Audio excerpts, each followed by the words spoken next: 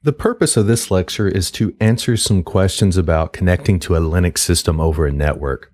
Specifically, this lesson will cover connecting to a virtual machine over a network. If you're using a virtual machine where you are connecting directly to it, or you have physical access to a Linux system, or you were able to connect to your Linux system over the network successfully, feel free to skip this lesson. In this lesson, you'll learn all the steps involved in connecting to a virtual machine that is running Linux over the network. We'll talk about the settings needed in VirtualBox to allow for network connections. You'll also learn how to check if the Linux system is ready to accept network connections, and if not, how to prepare it for those network connections. If you're trying to access a virtual machine that is running on your system, the easiest way is to simply start up the virtual machine and interact with it through VirtualBox. For this course, there really is no need to connect to the virtual machine over the network. I really recommend just typing into the virtual machine directly for this course. Here's an example. I've went ahead and started VirtualBox on my local machine or my host system, and I have a VirtualBox that is running.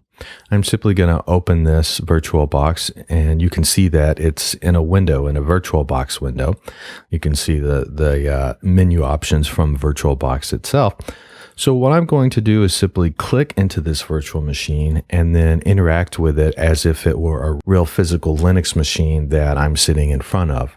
You know, I can do things like start a terminal or start a web browser, and I can, just type right into this system. And that's really how I recommend you go through this course. But again, this lesson is for those of you that want to connect to a virtual machine like this over the network. If you are one of those people that want to connect to the virtual machine that is running on your computer, you need to do a couple of things that you may or may not have been introduced to at this point. Unless you have a compelling reason to do so, I would suggest waiting until you finish the other lessons in this course before continuing with this lesson. The first thing you need to check is the network configuration of the virtual machine in VirtualBox. Make sure that the virtual machine is stopped, otherwise you will not be able to change the configuration if you need to do so. I'm going to highlight the virtual machine and click on Settings. So here's the virtual machine that I'm working with, and I can click on Settings up here, or I can even right click and click Settings here. What we want to do is make sure that the network adapter is set to bridged. I'll go here and click on Network, and we can see that it says it's set to NAT. It's attached to NAT. So I'm just going to select Bridged Adapter. You can make this work with NAT in conjunction with port forwarding, but it's just simpler to use bridge networking in most cases, especially if you're working on a typical home network. Bridge networking allows the virtual machine to exist on the network just like any other machine. It makes it most act like actual hardware. So now that you have bridge networking configured, you can go ahead and start the virtual machine. I'll click OK to save my changes, and then right click and start.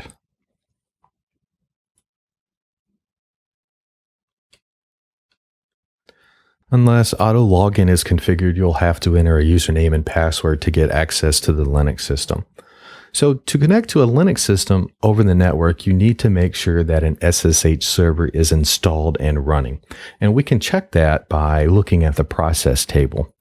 Let's go ahead and open a terminal. And we can look at the process table by using the ps command. In this example, I'm going to use ps-ef. I'm going to pipe that to grep, and I'm looking for sshd, which is the SSH daemon or the SSH server process. So in this case, no sshd process is running. We just see the grep command that we just ran, but no sshd process. Let's check to see if it's even installed. This is an Ubuntu system, so I'm going to use the dpkg command to look for an SSH server.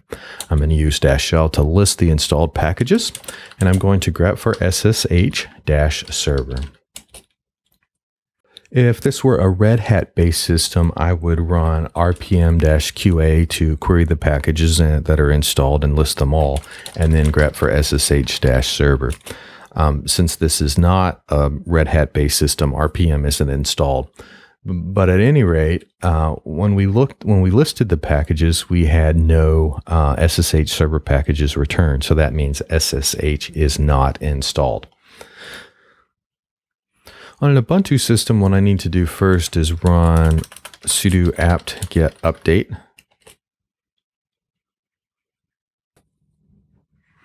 After I've done the apt get update, I'm going to run sudo apt get install open ssh-server and open ssh-client. I'll make sure that the SSH client is installed so I can connect to other systems from this system if I need or want to.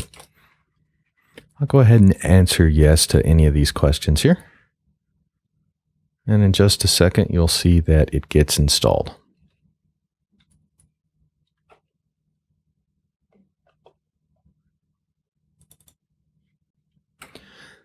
If I were on a Red Hat based system like Red Hat or CentOS or Fedora, I would use sudo yum and install open ssh-server and open ssh-clients. Remember that the important thing here is that you install software with root privileges. So if sudo isn't configured, you would need to su to the root user and then run the apt-get or yum commands. So now let's look at the process table and check for SSHD. Okay, now that we can see that SSHD is in fact running. If it wasn't running, I would start it with sudo service ssh start. That's for an Ubuntu system. On Red Hat, it's slightly different. It's sshd start. But in our case, it's running, so I don't need to do this.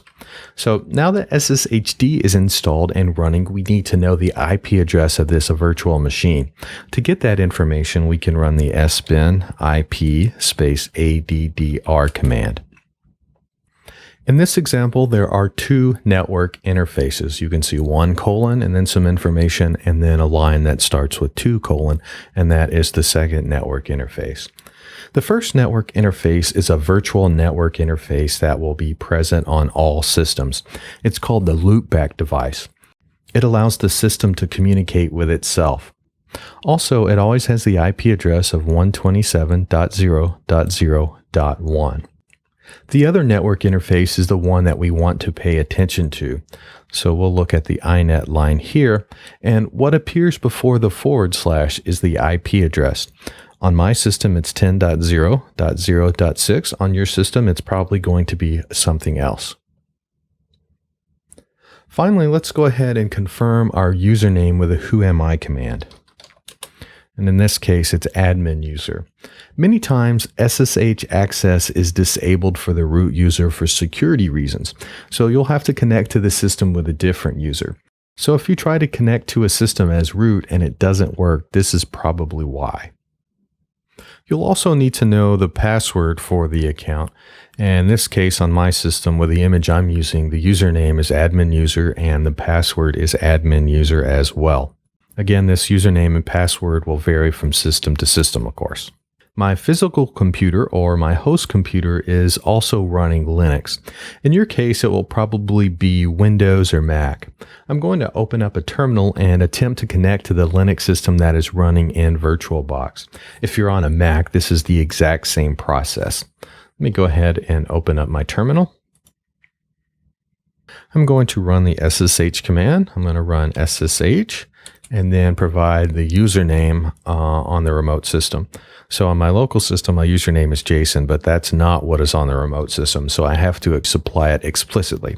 So I'm going to type in admin user, use the @ symbol, and then I'm going to take the IP address that we got from the IP addr command. So in this example, it's 10.0.0.6. And of course, on your system, it will probably be something different. Prompts me to verify the key. I'm going to say yes. And then I need to enter the admin user's password. And I hit enter.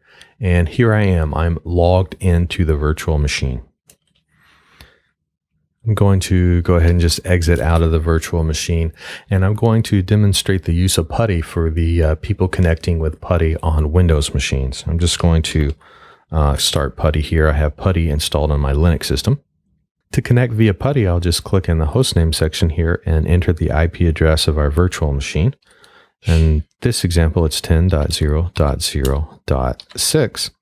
And I'll go ahead and click Open. Here you can see that PuTTY is asking you to confirm the host key, and we'll go ahead and click Accept. And now we need to type in our username, which is admin user for my system, and then the password. And then so now you can see that we've successfully logged into this virtual machine over the network using PuTTY. In this lesson, you learned how to connect to a Linux virtual machine over the network. You learned that first you need to set the network adapter settings to bridged networking mode. You also learned how to make sure that an SSH server is installed and running. Next, you were able to get the IP address of the Linux system by using the IP space ADDR command. Keep in mind that you may need to log into the system using an account other than the root account. Finally, you use the desired account and IP address to connect to the system over the network using a command line utility such as SSH on a Mac or Linux system, or using PuTTY on a Windows system.